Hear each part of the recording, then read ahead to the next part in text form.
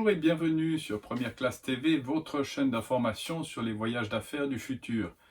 Dans cette édition, nous reviendrons sur les projets de vol supersonique et verrons si la pandémie et la crise économique qui en a découlé vont avoir une influence sur le développement de ces vols supersoniques. Ensuite, nous irons voir le premier vol de l'avion électrique le plus gros du monde. Mais tout de suite, les projets de vol supersonique. La pandémie a fait disparaître des compagnies aériennes. Mais qu'en est-il des projets d'avions supersoniques? Analysons donc les 3 projets que nous avions déjà vus ici dans ces émissions et voyons quelles ont été les conséquences du virus sur les 3. Le retour du supersonique. Nous avions vu que 3 projets sont actuellement en cours aux États-Unis pour le retour du supersonique. C'est vrai que depuis que le Concorde a arrêté de voler, il n'y a plus de supersonique commercial. Et comme l'aviation est faite pour gagner du temps, eh bien ces projets ont certainement un bel avenir devant eux. Il y a 3 projets en cours, Spike Aerospace, Ariane et Boom Aerospace. Nous allons analyser les 3. Nous allons voir que le coronavirus n'a tué aucun des 3 projets, mais il les a ralentis quelque peu. Tout d'abord, Spike Aerospace. Le projet de Spike Aerospace est un avion qui vole à Mach 1.6 et qui pourrait emporter 18 passagers. Il s'agit donc d'un jet d'affaires. Il a commencé à construire un prototype et l'idée c'est de réduire aussi le boom supersonique. Si on prend en compte que le Concorde produisait 105 décibels, perçus en tout cas, l'idée c'est que cet avion-là puisse avoir 75 décibels perçus. Le coût de cet avion serait de 125 millions de francs. Deuxième projet, le projet de Ariane. Un projet avec 3 moteurs, avec une aile delta, qui se construit en Floride aujourd'hui. Un argument en sa faveur, c'est Boeing qui a décidé d'investir dans ce projet-là. Le projet pour une vitesse de Mach 1.4 et emporter 10 passagers. L'avion coûterait 120 millions de francs. La construction aurait lieu également en Floride, avec un prototype qui est en cours d'élaboration. Dernier projet, c'est Boom Aerospace. Le projet de Boom Aerospace a été fait au préalable pour les compagnies aériennes, avec une vitesse de Mach 2.2, donc c'est le plus rapide des 3, et emporter 65 passagers environ. Donc là aussi, c'est le plus grand des 3. La différence des 2 autres, il a déjà reçu des commandes de Virgin Atlantic et de Japan Airlines. Il estime qu'il va être produit pour un marché d'environ 1000 appareils, plus 300 pour des jets d'affaires. Alors, lequel de ces 3 projets a le plus d'avenir? N'oublions pas également le projet de Elon Musk avec ses fusées, mais ça c'est pour une élite, ça restera pour une élite. Par contre, le vol supersonique sera beaucoup plus disponible pour tous, et je dirais que le projet de Boom Aerospace est celui qui semble avoir le plus grand avenir. D'abord, il a été développé pour les compagnies aériennes, pour un marché de 1000 appareils, ce qui fait que le prix sera par appareil plus faible que les autres. Il a déjà reçu les commandes, que nous l'avons dit, de Virgin Atlantic et Japan Airlines.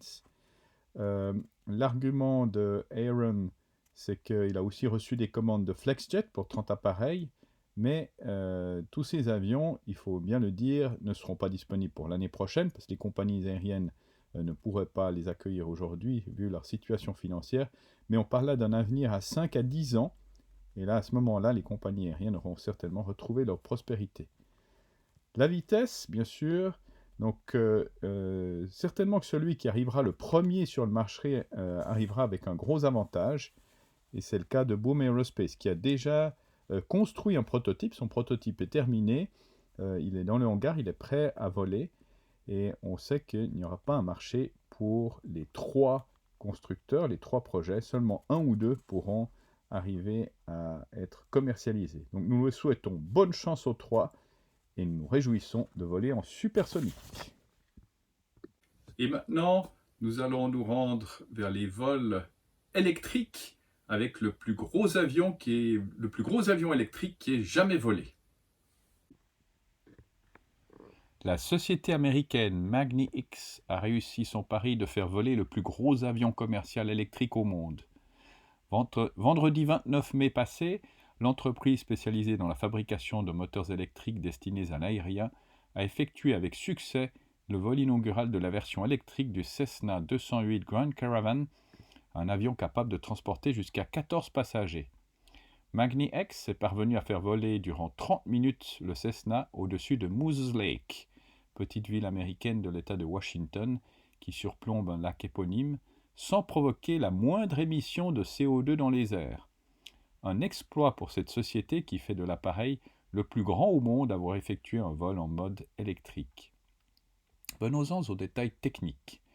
Armé d'un moteur électrique Magni 500, l'appareil avec 750 chevaux atteint une vitesse maximale de 180 km/h. Le Cessna a pu maintenir sa vitesse durant tout le vol et ainsi atteindre une altitude de 760 mètres. L'appareil aurait, durant son vol d'essai, affiché une économie prometteuse puisqu'il aurait consommé l'équivalent de 6 francs d'électricité. La version thermique, elle, aurait nécessité environ 300 francs de carburant sur un vol équivalent.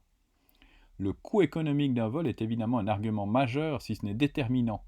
Les avions électriques seront 40 à 70% moins chers à exploiter par heure de vol. Au-delà de l'enthousiasme que provoque un tel vol, il faut prendre en considération le fait que l'appareil n'accueillait pas de passagers. En outre, il offre pour le moment une capacité maximale de 4 passagers sur une distance de 160 km, alors que son autonomie peut atteindre les 1750 km dans sa version thermique. Pour le moment, il embarque une batterie pesante lithium 750 volts de 1100 kg. En l'état, l'aéronef serait utilisable et économiquement viable, hors coût d'achat ou de location, sur de courtes distances régionales comme un Lyon-Genève. Reste à savoir quel pourrait être le temps de chargement plein d'une batterie dans les mois et années à venir. Malgré certains échecs, Airbus et Rolls-Royce ont laissé tomber l'Ifan X, on l'avait vu dans une dernière émission. D'autres projets à des stades plus ou moins avancés sont en cours pour réinventer l'aéronautique et basculer dans l'ère de l'électrique.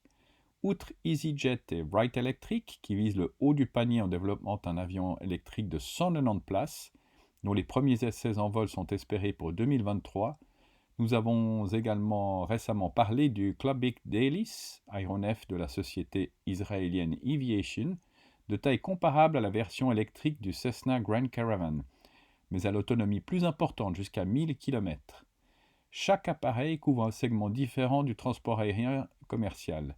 Le très court courrier pour magniX, le court courrier pour Eviation et le moyen courrier pour EasyJet et Wright Electric. Alors que de plus en plus de gouvernements font pression sur les grandes compagnies aériennes pour l'adoption de flottes plus vertes, les progrès technologiques avancent vite. C'est ainsi que se termine cette édition de Première Classe TV. N'oubliez pas de cliquer sur j'aime, n'oubliez pas de vous abonner, de partager ces vidéos. Nous nous retrouvons la semaine prochaine. Nous resterons dans les vols électriques. Ce sera l'occasion de faire le point sur les différents projets qui existent de par le monde sur les avions électriques. À la semaine prochaine.